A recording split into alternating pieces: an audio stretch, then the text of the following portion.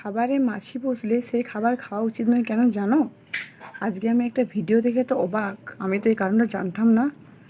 Actually মাছিরা solid জাতীয় খাবার খেতে পারে না।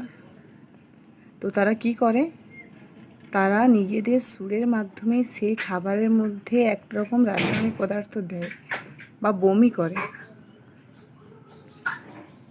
তো যখন সেই রাসায়নিক পদার্থটা সেই খাবারের জায়গায় পড়ে, সেটাকে নরম করে দেয় খাবারটাকে।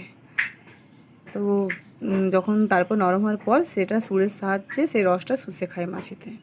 তাহলে ভাবো, একটা মাছিতে একটা মাছি যখন বসে তখন ওইটুকু ফেলে, আর এতগুলো যখন মাছি খাবারের মধ্যে ভ্যানভ্যান ভ্যানভ্যান করে, আবার এই তখন কত মানে লিকুইড ফেলবে, রাসায়নিক পদার্থ বের করবে তার সুরের মাধ্যম থেকে, আর সেগুলো খাওয়ার পর আমাদের শরীরে অসুস্থ হয়ে পড়ে।